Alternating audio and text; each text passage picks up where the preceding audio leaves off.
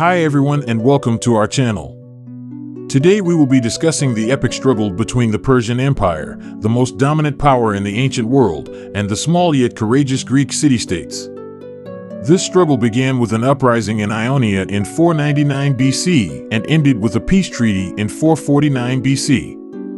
During this time, the Persians attempted to invade Greece twice but were thwarted by the Greeks. These wars played a crucial role in the evolution of Greek culture and democracy and laid the groundwork for Western civilization.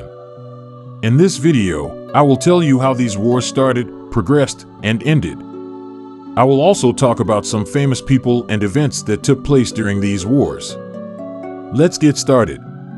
The Persian Empire was founded by Cyrus the Great in the 6th century BC and quickly conquered a large part of the Middle East. The Persians adopted a tolerant and decentralized form of government and divided their empire into provinces called satrapies.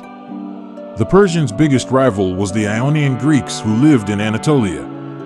The Ionians were Greek tribes that migrated to Anatolia in the 7th century BC and lived in independent city-states. The Ionians had an advanced civilization in trade, art, and science, but they were unhappy under Persian rule. Ionian revolt in 499 BC, Aristagoras, the tyrant of Miletus, decided to attack Naxos Island with Persian support but failed.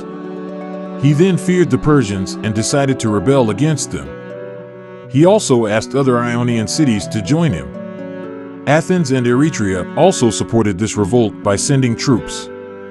The rebels captured and burned Sardis, the Persian regional capital, in 498 BC but were pushed back by the Persian army. King Darius I of Persia swore to punish Athens and Eretria for supporting this revolt. The Persian army led by General Mardonius conquered Thrace and Macedonia, but their navy was damaged by a storm.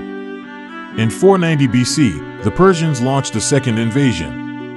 The Persian army and navy led by Datis and Artaphernes captured the Aegean Islands and then attacked Eretria.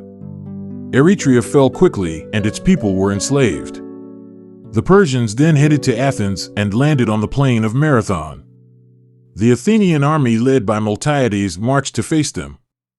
They also asked for help from Sparta, but the Spartans were delayed by a religious festival. So the Athenians had to fight alone. Battle of Marathon. This battle, which took place on the plain of Marathon in 490 BC, is one of the most important and famous battles of the Greek-Persian Wars.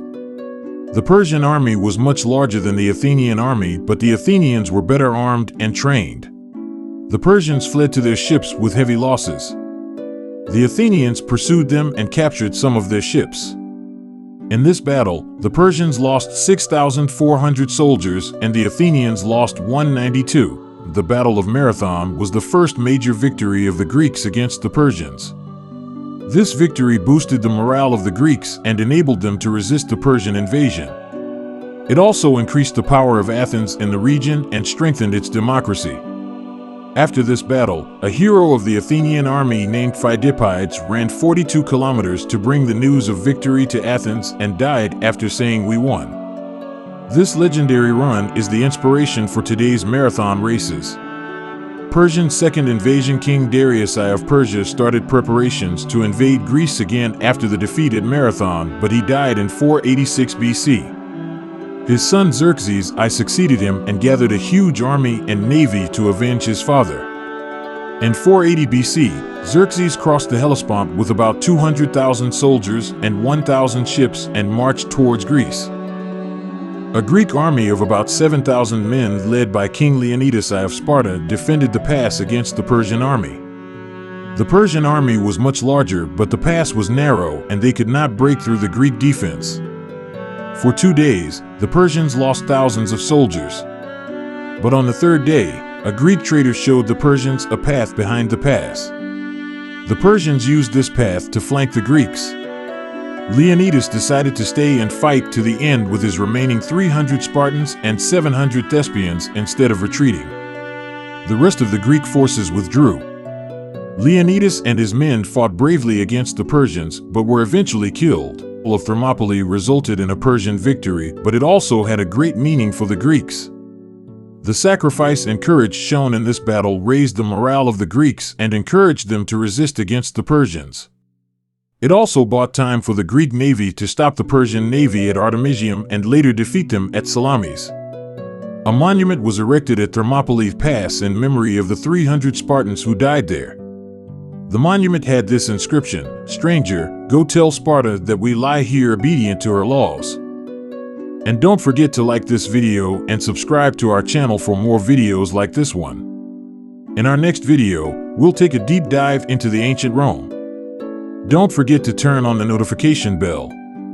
As always, remember that our learning journey is never ending, and we'll continue to explore new knowledge together. Until next time.